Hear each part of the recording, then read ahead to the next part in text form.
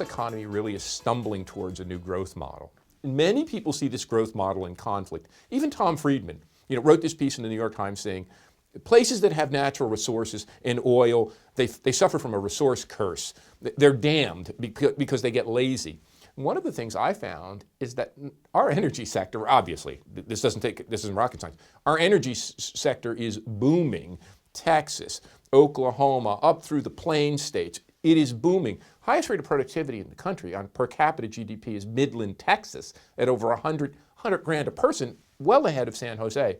And what I speculated in this piece is our old growth model, our auto, housing, suburban-driven model, is giving way to a new growth model, which I called a knowledge energy growth model. I don't think these things are in conflict, and one of the things I talked about a lot is people see Houston as an energy center, and that's right, it is.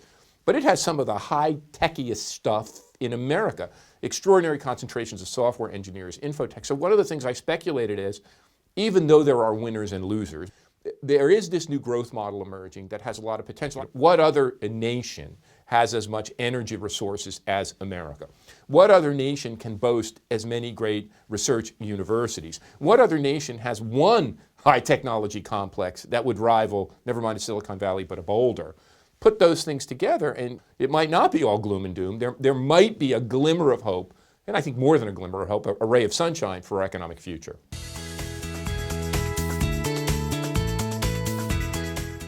We made a request of the folks at the National Venture Capital Association. They initially sent us venture capital data at the zip code level, and now we're getting much more of it. What we found is this old notion that high tech is only in a suburban Nerdistan. This idea that engineers prefer to live out near suburban office parks, drive a fast car, a nice, hopped up Porsche to work. Don't get me wrong, suburban high tech is still important, but what we found was that San Francisco proper actually has a higher level of startup activity and venture activity than Silicon Valley. Now, Palo Alto does quite well, mind you. We found that Boston, the 128 belt, still has some venture investment, but actually the city of Boston, but in particular Cambridge, especially those areas on the T line, around MIT, Central Square, other parts of Cambridge are excelling. New York. And this blew my mind. I did a study of venture capital back in 1984 and 85 and 86, my original academic publications. We found New York exported all of its venture capital. It was a center for finance, but it shipped that money out to the Silicon Valley, the Bay Area, the Boston area. New York City and this band of area in lower Manhattan, really from Midtown, east and south, through the Flatiron District, of course, over to Chelsea where Google has bought the Port Authority building, down through lower Manhattan and across pieces of Brooklyn, like $2.5 billion a year, depending on how you count the second or third largest. If you put Boston and Cambridge together, the San Jose Bay Area, the second or third largest aggregate of venture capital in the country.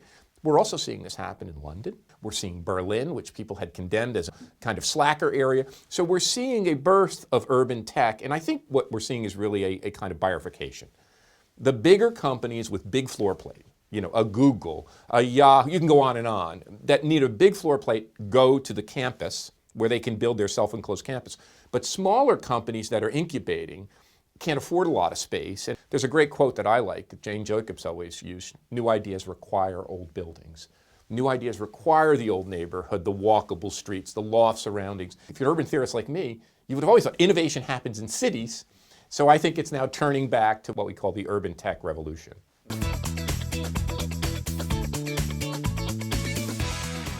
Economic development used to be, I want to collect company headquarters.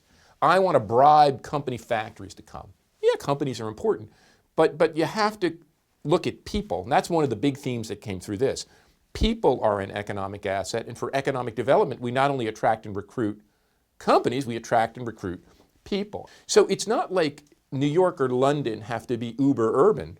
They have a lot to learn from Seattle and Portland and Barcelona and other green cities. And at the same time, some of our greener, more pastoral places have to increase urbanity. We used to think of our anchor institutions as our great factories. Now that's still important, especially in the emerging economies, emerging cities. But in mature cities, the universities, the colleges, the idea knowledge hubs, these anchor institutions for talent, not only because they're direct economic generators, but because they cause a flow of talent towards them.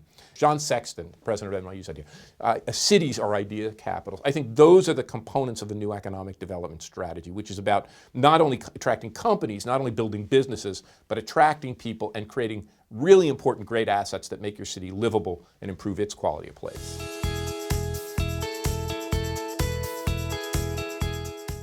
Three or four things happening. One is our labor market has bifurcated. About a third of the jobs we're creating are good, high-paying knowledge jobs, professional jobs, technical jobs, infotech jobs, even arts and creative jobs.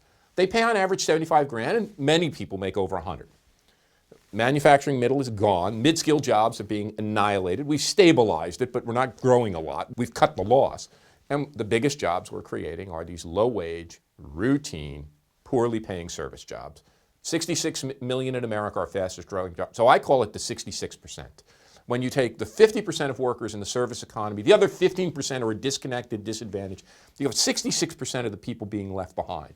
We had a model handed down to us from the great Chicago school sociologist that said, what you have is a city with a central business district, surrounded by warehouses, surrounded by working class housing and disadvantage in the city.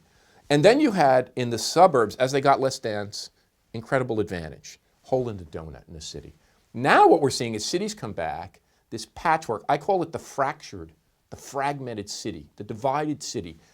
Concentrated advantage right beside concentrated disadvantage, but then moving out into the suburbs. Concentrated advantage next to concentrated disadvantage, and this is a self-perpetuating cycle, which is terrifying. If you're stuck in one of these neighborhoods right next door to the affluence, you're cooked. You don't have access to good schools, you don't have access to cultural pathways, you don't have access to mentors, you don't have access to jobs. This idea of how do we not only upgrade neighborhoods, but how do we upgrade service jobs? And that's been my mantra. We've got to develop a strategy for our neighborhoods. And I'll tell the story. We're going to have to work together to make service jobs better and to make our disadvantaged neighborhoods. That's really the challenge of us moving forward in our next urban century.